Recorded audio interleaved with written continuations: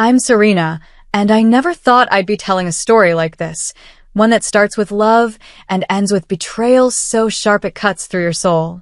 It all began one crisp autumn morning in Willow Creek, Ohio, a sleepy Midwest town where the leaves turn gold and secrets hide behind picket fences.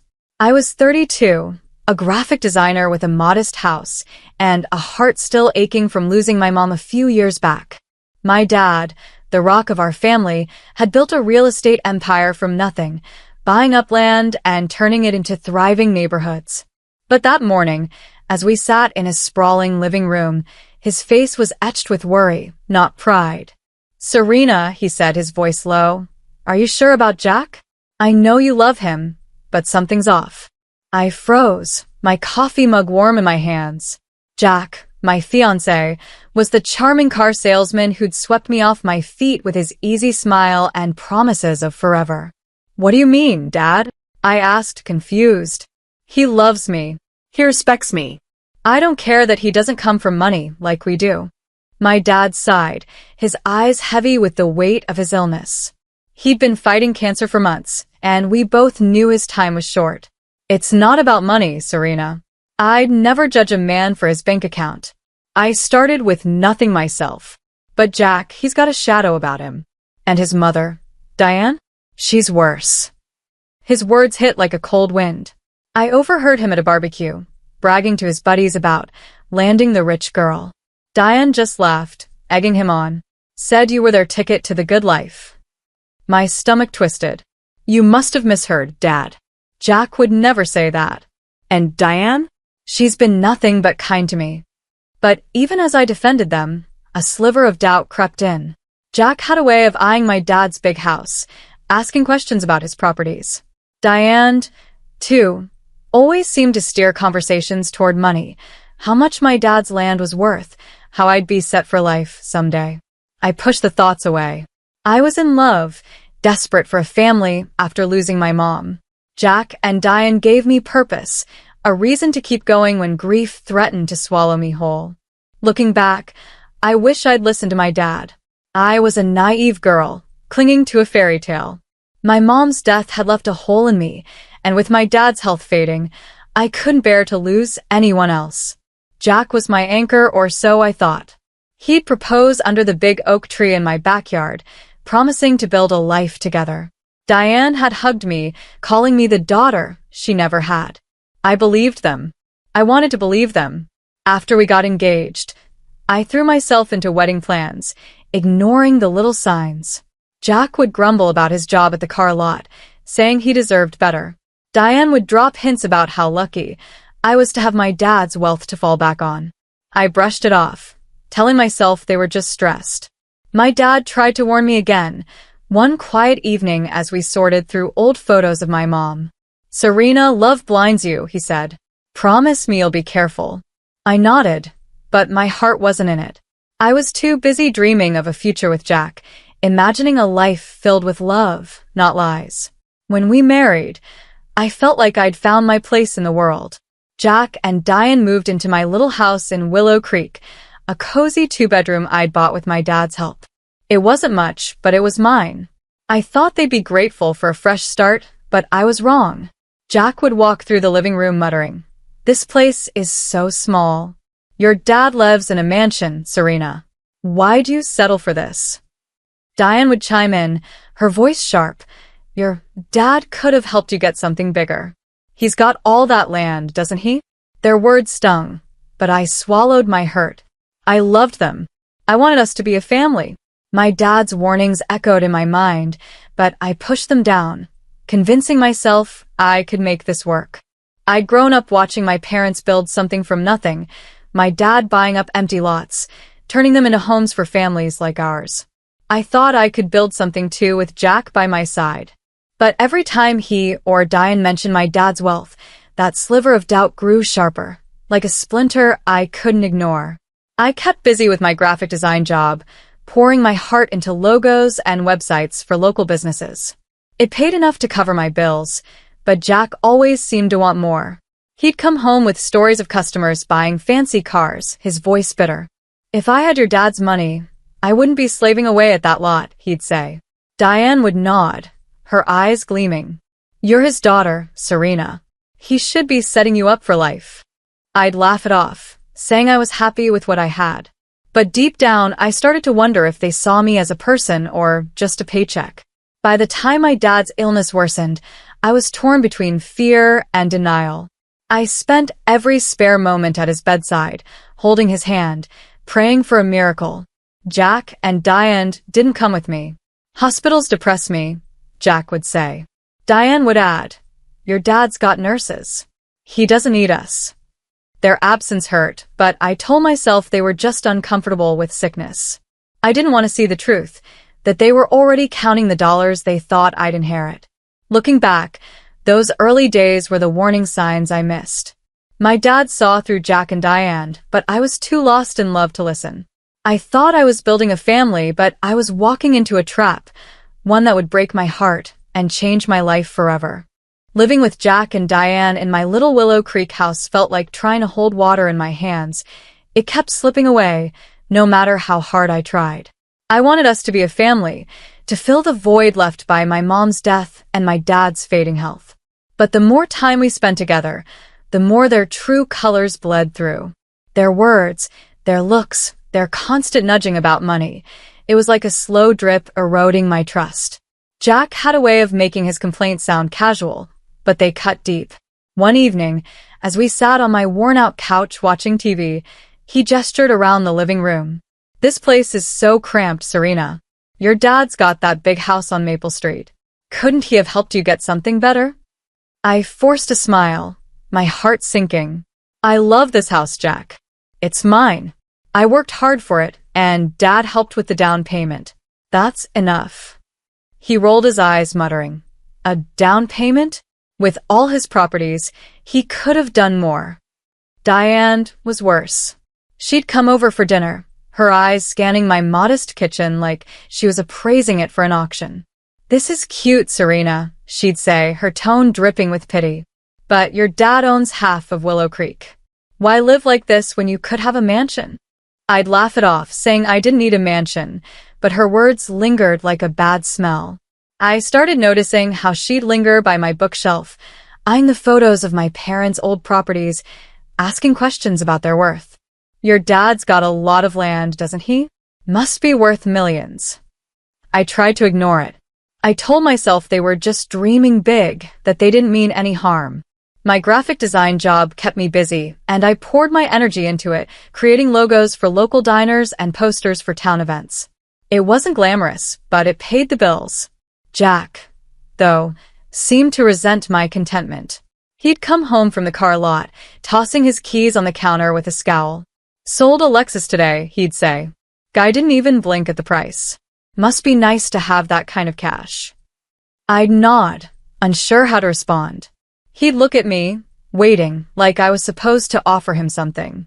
Diane started pushing harder. One afternoon, she cornered me in the kitchen while I was chopping vegetables for dinner. Serena, you should talk to your dad, she said, her voice sharp. He's got all that property. He could give you some now, set you, and jack up properly. I gripped the knife a little tighter, my patience fraying. Diane, my dad worked hard for what he has. It's his to decide what to do with. I'm fine with what I've got. She scoffed, folding her arms. Fine? You're his only kid. That wealth's yours someday. Why wait? Her words hit a nerve. I loved my dad, and I hated the idea of treating him like a bank. But I was so desperate to keep the peace, to prove I could make this marriage work, that I let it slide. I kept telling myself Jack loved me, that Diane was just overprotective. But the doubts my dad had planted were growing roots. I started noticing how Jack would check my bank app when he thought I wasn't looking, how Diane would ask pointed questions about my dad's health, like they were waiting for something. As my dad's condition worsened, I spent more time at his house, helping with his care. Jack and Diane stayed away, offering excuses.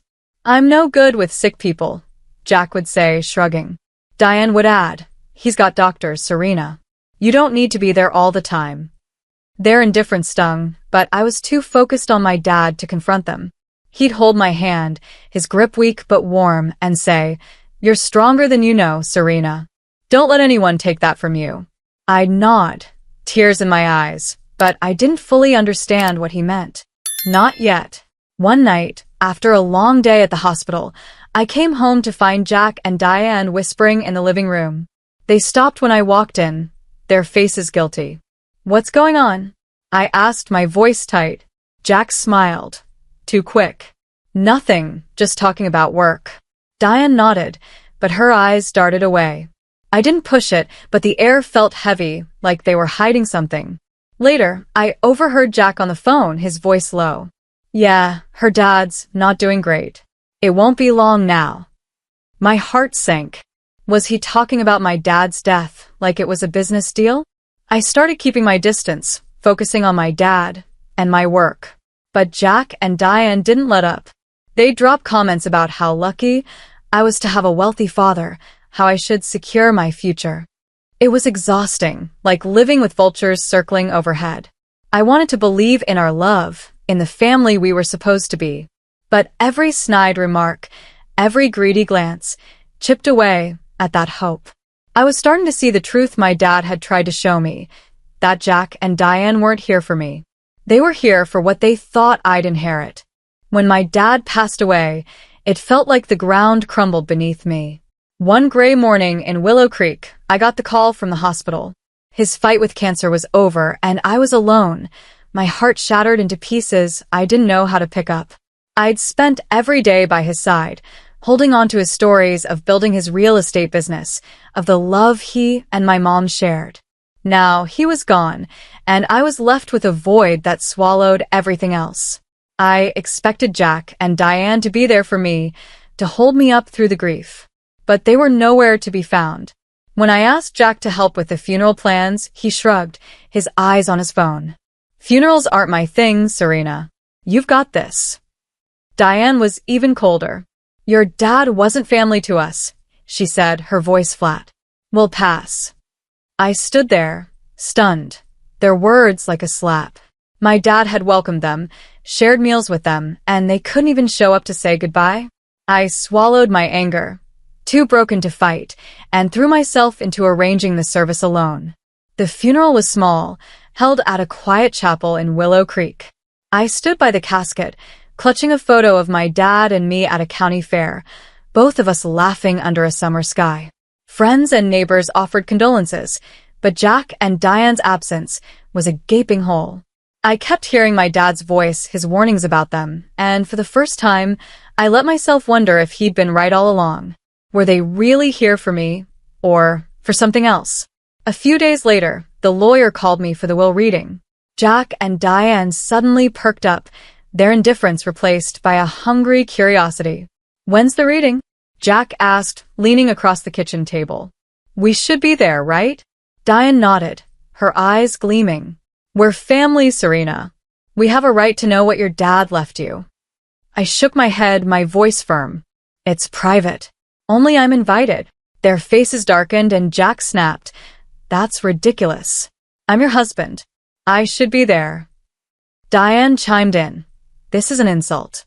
We deserve to know. I held my ground, my grief giving me strength. You didn't care enough to come to his funeral. Why do you care about his will? They didn't answer, but their silence spoke volumes.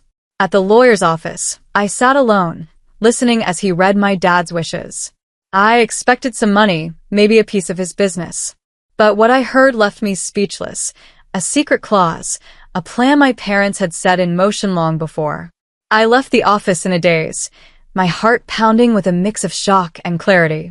When I got home, Jack and Diane were waiting, their faces eager, like kids expecting candy. So, Diane asked, her voice sharp. What did you get? Your dad was loaded. You must have gotten a fortune. I took a deep breath, steadying myself. There's no money, I said. My parents didn't leave me any cash. Their jaws dropped, and Diane's eyes narrowed. What? That's impossible. Your dad owned half this town. You're lying. Jack joined in, his voice rising. No money at all? Nothing? You're their only kid.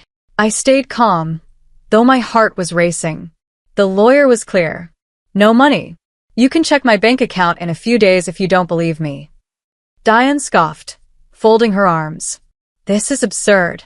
All that wealth, and they left you nothing? Who got it then? I shrugged, keeping my voice steady. They gave what was left to charity. It was their choice. Jack's face turned red, and he slammed his hand on the table. Charity? You're telling me they gave it all away? Their anger was palpable, like a storm cloud filling the room. I wanted to scream, to tell them how disgusting it was that they cared more about money than my dad's death. But I held back, sensing something bigger at play. My dad's secret clause was a test, one I wasn't ready to reveal yet. I let them stew, their frustration growing with every question they fired at me. You're hiding something? Diane snapped. There's no way your parents left you with nothing. Jack nodded, his eyes cold. You better not be holding out on us, Serena. I felt a chill, their words confirming what I'd started to fear. They weren't grieving with me. They weren't even pretending to care. All they wanted was a payout, and I was just a means to an end. My dad's warnings echoed louder now, impossible to ignore. As I lay awake that night, staring at the ceiling, I realized I was living with strangers, people who saw me as a bank account, not a person. I didn't know how I'd get through it, but I knew one thing. I wasn't going to let them break me. The days after the will reading were a blur of grief and tension. I wandered through my Willow Creek house like a ghost, haunted by my dad's absence and the growing distance between me and Jack. Diane's visits became more frequent, her questions sharper, like knives probing for weakness. You're sure there's no money? She'd ask, her eyes boring into me. Jack would hover nearby, checking my phone, glancing at my laptop, as if he'd find a secret stash hidden in my emails. I was drowning in their greed, but I kept my secret close, waiting for the right moment. One rainy afternoon, they cornered me in the kitchen. Diane stood by the sink, arms crossed, her voice dripping with disdain.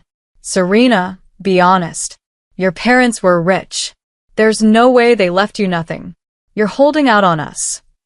Jack nodded, his jaw tight. Yeah, you're acting shady. If there's no money, show us your bank statements. I felt my chest tighten, anger bubbling up. I'd just lost my dad, and they were treating me like a criminal. I told you, I said, my voice steady despite the hurt. There's no money. You'll see it in my account soon enough. Diane scoffed, her lips curling. This is ridiculous. You're their only kid. That money's yours, and you're lying to your own family. Jack stepped closer, his voice low. If you're hiding something, Serena, you're making a big mistake. I wanted to scream, to tell them how their obsession with money made me sick. But I remembered my dad's plan, the secret clause in his will. I had to stay calm, let them show their true selves. A month later, their patience ran out. Jack was colder than ever, barely speaking to me, his affection replaced by suspicion. Diane stopped pretending to care, her visits filled with snide remarks about my pathetic job and cheap house. One evening, as I sat at the dining table, they ambushed me again. Jack tossed my bank statements on the table, his eyes blazing. See? Nothing. You really got nothing, Serena? Diane leaned in, her voice venomous. I can't believe we wasted years on you. No money? You're useless. My heart stopped. What did you just say? I asked, my voice shaking. Diane didn't flinch. You heard me. Why do you think Jack married you? For your sparkling personality? We thought you'd be rolling in it. But you're broke, and we're done. Jack nodded, his face hard. She's right, Serena. I married you for the money. I thought your parents would set us up for life. But this? He gestured at the statements. This is a joke. I felt like I'd been punched. The man I'd loved, the one I'd vowed to build a life with, was admitting he'd used me. Diane's words were worse, cutting through years of trust. You're a waste of time, Serena. Larry, it's time to cut our losses. Divorce her. Find someone with actual money. I stared at them, my vision blurring with tears, but something inside me hardened. You want a divorce, Jack? I said, my voice quiet but firm. Fine. I'll give you one. Mutual. No assets shared. We walk away with what we have. Jack blinked, surprised by my calm. You're not gonna fight me on this? Diane smirked, sensing victory. Smart girl. No alimony, no drama. Just sign the papers and we're done. I nodded, my heart breaking but my resolve growing. Deal. But we sign a clause. Neither of us claims anything from the other. They agreed eagerly, thinking they'd won. I could see the relief in their eyes, like they'd escaped a sinking ship. They didn't know the ship was theirs, and I was about to turn the tide. The divorce process was quick, a cold transaction that mirrored their betrayal. I cried in my car before and after work, hiding my pain from Jack and Diane. They didn't notice my red eyes, didn't ask why I was distant. They were too busy planning their next move, whispering about better prospects. I let them think they'd outsmarted me, biding my time. My dad's secret clause was my ace, and I wasn't ready to play it yet. But every cruel word, every greedy glance, fueled my determination. I wasn't just fighting for myself, I was fighting for the life my parents wanted me to have, free from people who saw me as a payday. The day our divorce was finalized, I felt a strange mix of relief and resolve. I drove to Jack and Diane's new rental in Willow Creek, my wedding and engagement rings in a small velvet box. The rain had stopped, leaving the air heavy with the scent of wet grass. I knocked on their door, my heart pounding, ready to close this chapter for good. Jack answered, his face smug, like he'd already moved on. Diane stood behind him, her arms crossed, her eyes cold. I held out the box. I'm returning these, I said, my voice steady. This marriage brought me nothing but pain. I don't want any reminders. Jack raised an eyebrow, taking the box. You sure? You might need to sell these someday. Your little design job can't pay much. Diane smirked, never missing a chance to twist the knife. Funny how you're giving them back. You probably laughed at our struggles, thinking you were above us. Now look at you, nothing to your name. I couldn't help it. I laughed, a sharp, bitter sound that stopped them cold. Diane's eyes narrowed. What's so funny? Did I miss a joke? I looked at them, my grief and anger forging into something stronger, clarity. It's hilarious, Diane, that you think I'm broke. You assumed my parents left me nothing because I said there was no money. But I never said I didn't get an inheritance. Jack's face froze, and Diane's smirk vanished. What are you talking about? She snapped. I smiled, calm and sure. My parents saw through you both from the start. They knew you were after their wealth. So they set up a secret clause in their will. I didn't get cash. I got something better. This entire neighborhood. Their jaws dropped, and for the first time, they were speechless. I pressed on, savoring the moment. That's right. I own Willow Creek Estates, including this house you're renting. My parents wanted me to wait a year before taking control, to test if you were with me for love or money. You failed. Jack stammered. That's impossible. We'd have known. The estate manager. I cut him off. The estate manager works for me. Call him if you don't believe it. Diane's face turned red, her voice shaking. You lied to us. You tricked us into thinking you had nothing, made Jack divorce you, so you could keep it all. I laughed again, the sound freeing. Tricked you? Jack, you pretended to love me to get to my parents' money. Diane, you pushed him to divorce me when you thought I was worthless. If anyone's a liar, it's you too. Jack's eyes darted to his phone, and he dialed the estate manager, his hands trembling. The manager confirmed everything, and when Jack hung up, he looked like he'd been punched. Diane tried to backtrack, her voice desperate. Serena, let's not be hasty. We spent years together. We can work this out. Jack nodded, his charm gone. Yeah, maybe I was wrong. Don't ruin my life over this. I shook my head, my resolve ironclad. You made your choice. And I hear you're already chasing someone new, Jack. I called her yesterday. She knows what you are now. His face paled, and Diane gasped. You had no right, she shouted. I shrugged. I had every right to protect someone else from your lies.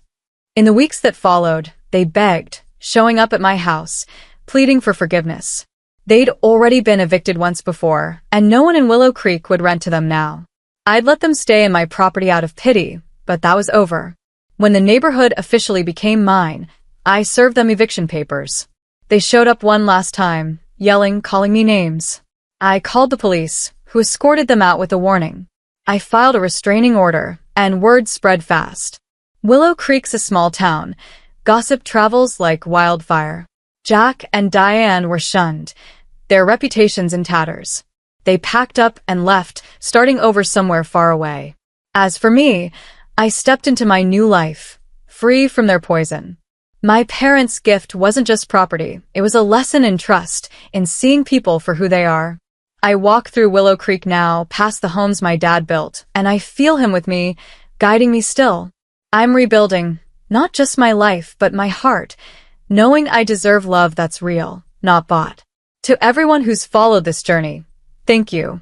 You've walked with me through heartbreak, betrayal, and a triumph I never saw coming. If this story hit you, hit that subscribe button and join me. Every corner of Willow Creek holds a story of loss, resilience, and new beginnings. Keep chasing your truth, and I'll meet you where the heart finds its home.